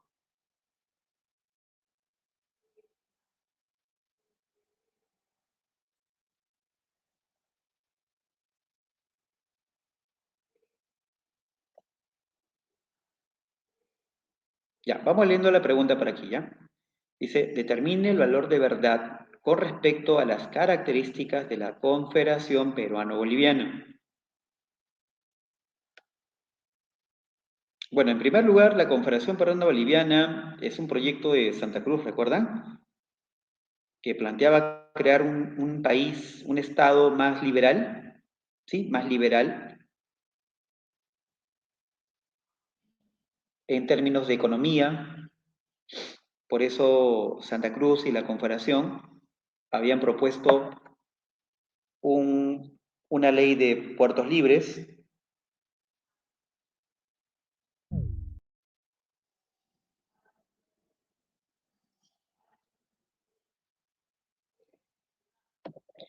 que termina perjudicando al comercio chileno. ¿Por qué? Porque esta ley era parte del modelo librecambista que beneficiaba a Inglaterra y a Estados Unidos. ¿De qué manera? Se iban a reducir los aranceles para que los productos de Inglaterra, que eran textiles, y los productos de Estados Unidos, que era básicamente harina, llegara al Perú con bajo costo, desplazando a los productos que venían de Chile al mercado peruano, ¿no? Eso por un lado. Otro factor también para que genere la desconfianza por parte del gobierno chileno es que la Confederación involucraba la idea de que el sur del Perú, sobre todo, y la región de Bolivia, tuvieran un poder mucho más grande que lo que tenía Chile en la región. Para Chile, este proyecto significaba que se rompía el equilibrio sudamericano, ¿no? El equilibrio sudamericano, o sea, Perú y Bolivia iban a ser siempre más que Chile, ¿no? Y eso es lo último, o sea, lo último que te digo, es la causa principal para que Chile termine declarando la guerra al Perú. O sea, no fue por esa ley de puertos libres en realidad, fue por el miedo de Chile de que tanto Perú y Bolivia rompan este equilibrio continental y se conviertan en el futuro en una amenaza para Chile. Eso fue lo que va a ser, correspondería a la causa principal de la declaración de guerra de Chile contra el Perú. ¿De acuerdo? A ver, un ratito.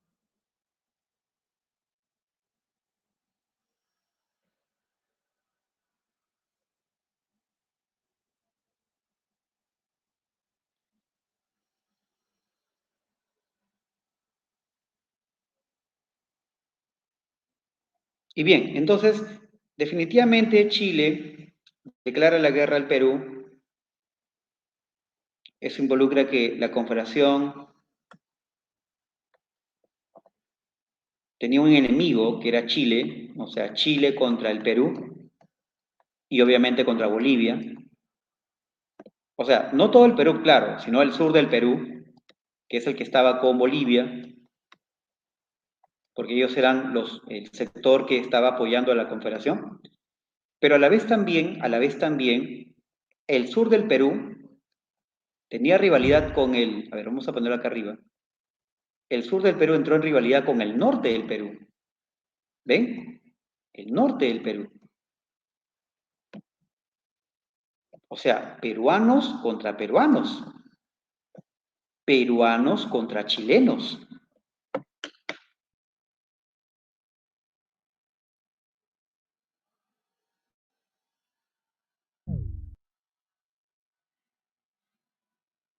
¿Cómo definimos eso, chicos? Peruanos contra peruanos. ¿Cómo será definida eso?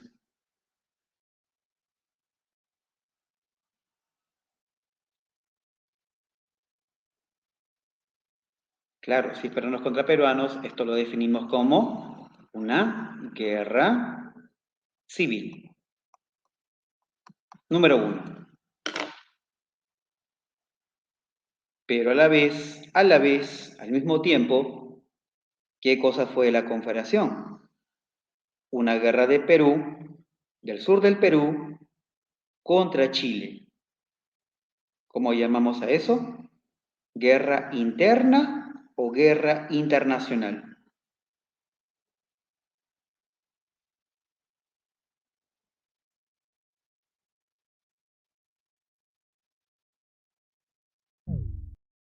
Claro, es una guerra internacional. Otro nombre para eso es una guerra externa.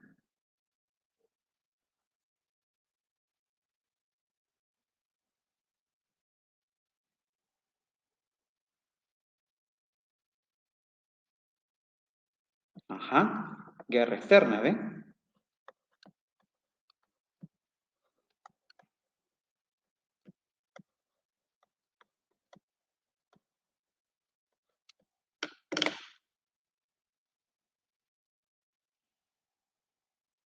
¿Sabes en qué momento la historia universal se parece a esto, chicos?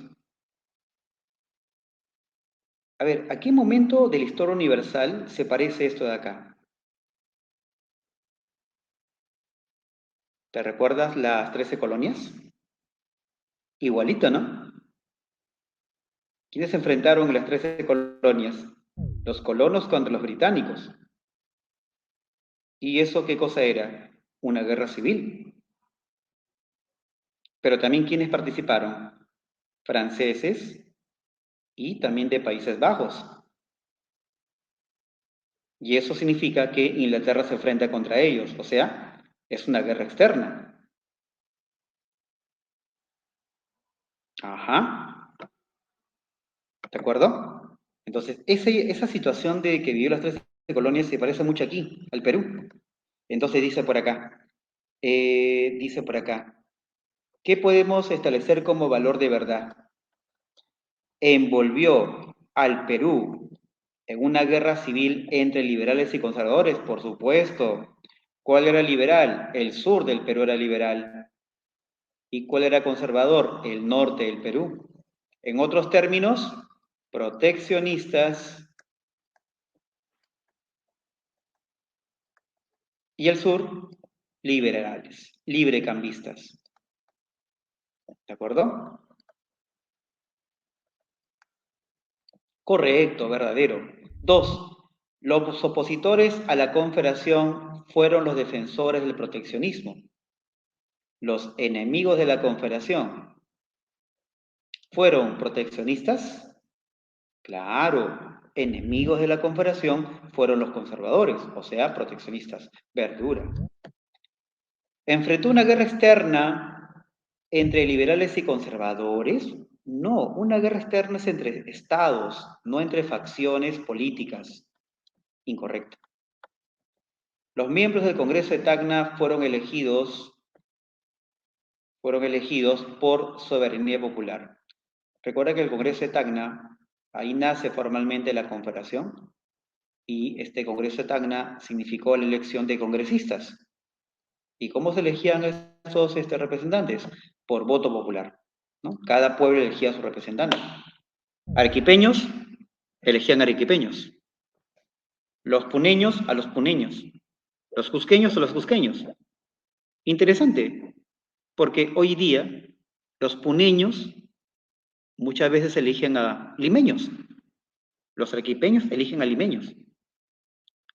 ¿Ven? Entonces, eso es una cuestión muy democrática, ¿no? Que tú siendo arequipeño eliges a tu arequipeño, que te representa en el Congreso de la Confederación, ¿no?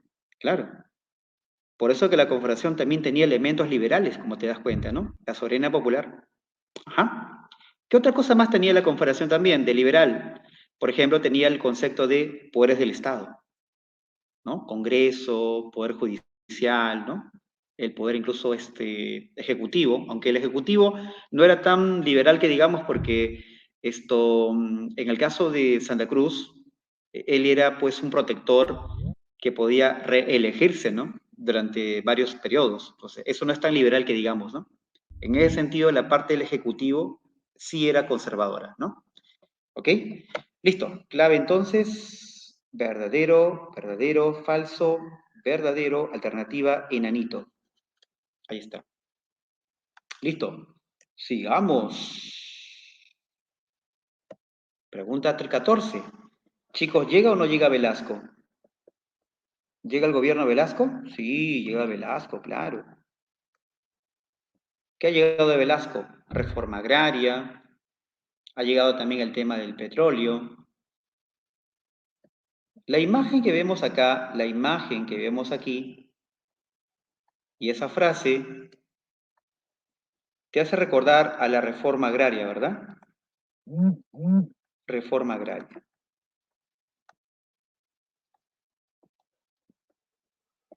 Claro. La reforma agraria era parte del plan de Velasco, el plan Inca.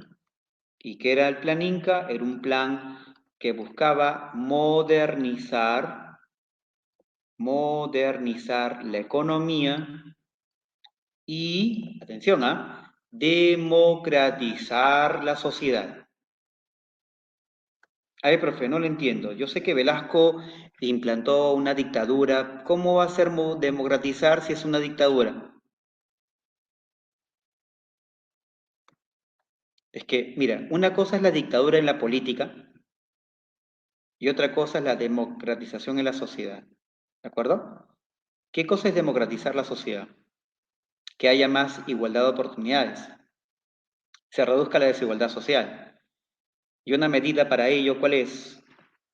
Por ejemplo, haciendo que el peruano tenga su propiedad o tenga, por ejemplo, un bien económico con lo cual pueda crecer económicamente. Esa es una forma de democratizar. Y en ese sentido, Velasco hace la reforma agraria, porque la reforma agraria significa traspasar la tierra de propietarios a los campesinos. Es una forma de democratizar. Pero ¿dónde estaría la parte de modernizar? Velasco Alvarado planteaba que cuando el campesino tuviera las tierras, él se transforma en un pequeño empresario, ¿ya? Y para eso Velasco crea cooperativas, que en realidad son empresas del Estado cuyos socios son los campesinos. Es decir, que el campesino peruano pasaba de ser un yanacona, a un pequeño empresario. Por eso es que con Velasco se elimina el yanaconaje. Y eso fue pregunta de admisión también San Marcos. ¿De acuerdo? Y hablando, y eso es parte, como te digo, de la modernización. Y para modernizarla se crean dos instituciones. ¿Cuáles son? Uno es la Cooperativa de la Costa, llamada las CAPS, y otro es las Cooperativas de la Sierra, llamada las SAIS. CAPS Costa, la C, SAIS Sierra, S. ¿Y qué es CAPS? Cooperativas Agrarias de Producción Social. Cooperativas Agrarias de Producción Social. Y la SAIS, profe, Sociedad Agrícola o Agraria de Interés Social. Sociedad Agraria de Producción Social, CAPS, Sociedad Agraria de Interés Social. ¿De acuerdo? Reforma agraria. ¿Cómo se hizo la reforma agraria? Mediante una ley de bases, una ley o un decreto ley. ¿Cómo se hizo la reforma agraria? Claro, un decreto ley. Por eso que hoy día se plantea que Velasco gobernó por decreto, puro decreto. O sea, gobernaba sin Congreso prácticamente, ¿no? Ya, decreto ley.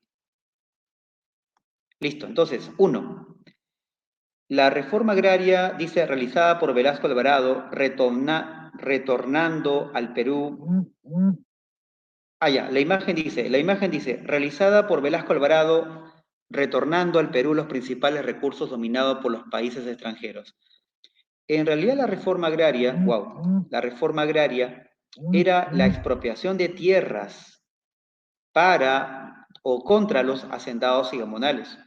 Ellos en realidad no eran extranjeros del todo, ¿ah? O sea, eran mayormente nacionales, ¿ya? Entonces no puede ser esto de acá porque más bien la uno más bien te hace pensar en la reforma de Velasco sobre el tema del petróleo, sobre el tema de los energéticos, ¿no? Esa es otra cosa, ¿ya? Ahí sí le afectó al capital norteamericano. Ajá, exactamente. Dos, la reivindicación del sector marginado explotado como los campesinos, claro. No se olviden que el campesino era yanacona. ¿Qué más era el campesino? Era enganchado, el enganche, ¿no? En las haciendas.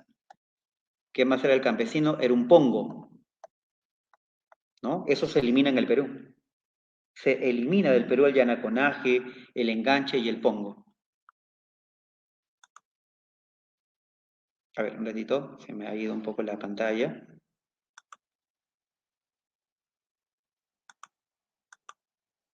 Sí, un ratito, chicos, un ratito se me fue la pantalla.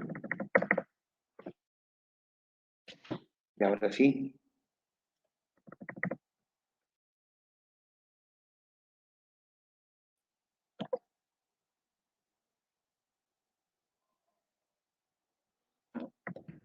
A ver, un momentito, fallas técnicas.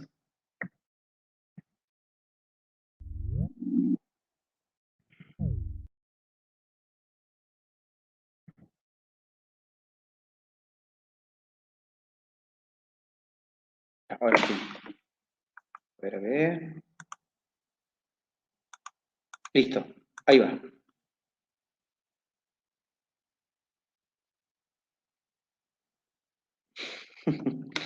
Allá, el enganche. Allá. Lo que pasa, Daniel, que el enganche era un contrato, una forma, un sistema de contrato, o un contrato, un tipo de contrato, donde en este caso al indígena, básicamente, porque eso se aplica al indígena, le daban un adelanto para que pueda ir a trabajar a las haciendas o a las minas. Ya estando en la hacienda y en la mina, ahí le iban a dar la otra parte de su salario. siempre que terminara de cumplir su contrato. O sea, el adelanto era para engancharlo. Algo así como te dan un crédito los bancos y te enganchan, ¿no? Y luego tienes que pagar, ¿no? ¿Me entienden? Eso es un tipo de enganche. Claro, el que enganches era darle un adelanto, digamos tipo préstamo, un adelanto, pero a cambio de que el enganchado, justamente que era el indígena, trabajara en las haciendas y en las minas. Recuerda que el enganche solo se aplica donde hay necesidad de mano de obra. Por ejemplo, en el petróleo no habría enganche. En el sector petrolero no había enganche. ¿Por qué? Porque el sector petrolero trabaja con mucha tecnología. No se requieren muchos trabajadores. En cambio, en una hacienda de caña de azúcar, donde requieres mano de obra en cantidad, ahí sí hay enganche.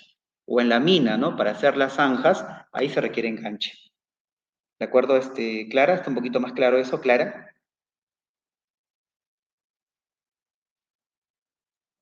Y no se olviden que este tema de enganche, este sistema de enganche sobrevivió después de la República Aristocrática, porque ahí comenzó con fuerza.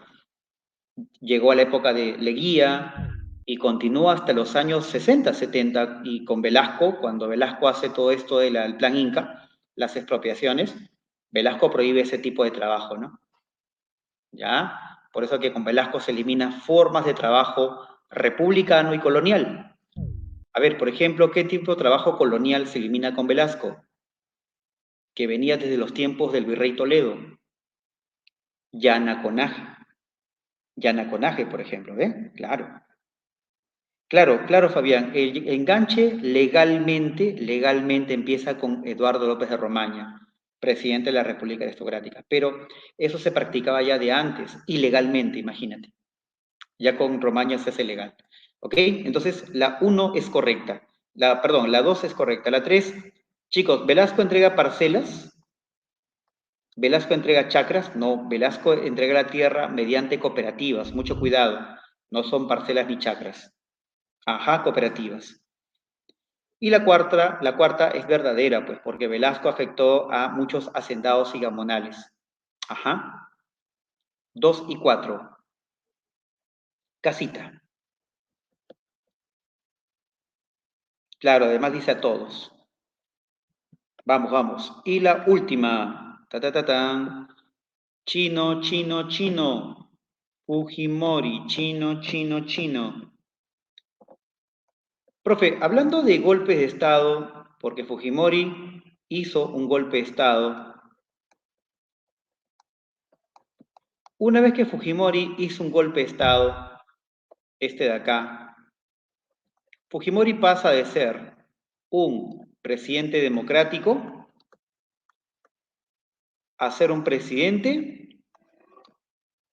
a ver, ¿mm? Autoritario, dictador, autocrático. ¿Cuál de los tres? ¿Dictador? ¿Autoritario o autocrático? ¿Qué es lo que dice San Marcos respecto a esta forma de gobierno Fujimori? Bueno, lo cataloga así, ¿no? Lo cataloga como autoritario. Sí. Y la diferencia es así sencillita y rapidita antes que Tempo nos gane. El dictador gobierna sin Congreso, no hay Congreso, no hay partidos políticos, son prohibidos, y gobierna también sin elecciones, son prohibidas. Ejemplo clásico, Velasco en el Perú, Velasco, y si quieres verlo a nivel mundial, Hitler en Alemania. El autoritario es aquel que gobierna con el poder en sus manos, o sea, un presidencialismo muy fuerte, presidente con mucho poder, presidencialismo, pero puede aparentar democracia convocando elecciones, donde él participa y gana las elecciones, y hasta puede haber partidos políticos, pero que son reprimidos, ¿ya? Censurados muchas veces. Y obviamente también hay constitución.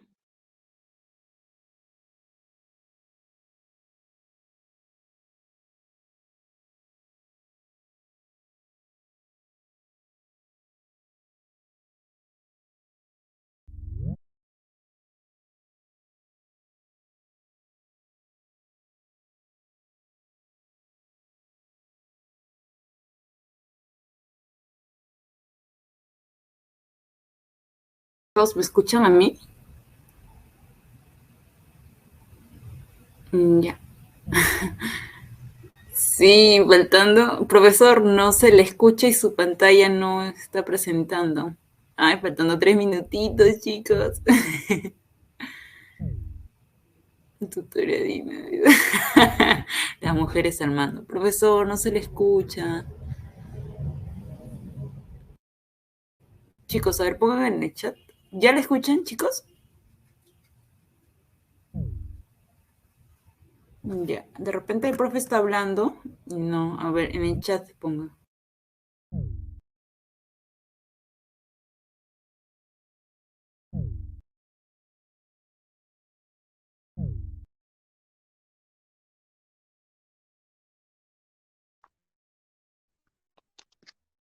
Ya, ahora sí.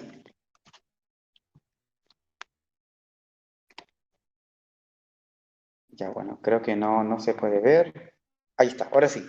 Y bueno, de mi parte, desearte lo mejor para este examen, que vayas siempre con la mentalidad positiva a pesar de todos los problemas. Ten en cuenta que te has preparado muchísimo para este momento, has pasado por situaciones, bueno, dramáticas, ya sabes por qué, pero ten en cuenta que eso no hace otra cosa más que fortalecerte mentalmente y espiritualmente.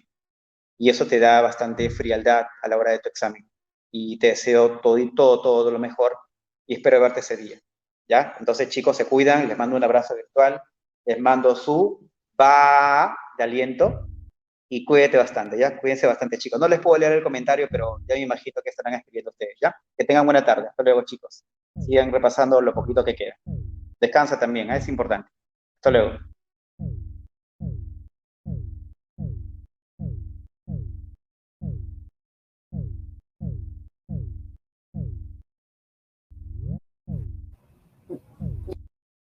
Ya, chicos, yo. Sí, 14 y 15 ya. De la 15. Ya. Ya, chicos, no se preocupen, le voy a preguntar al profesor. Ahorita sí, creo que tienen otra clase. ¿Tienen alguna clase después de esta? Camaradita. Sí, creo que vamos a quedar así, chicos. Es un poco preocupante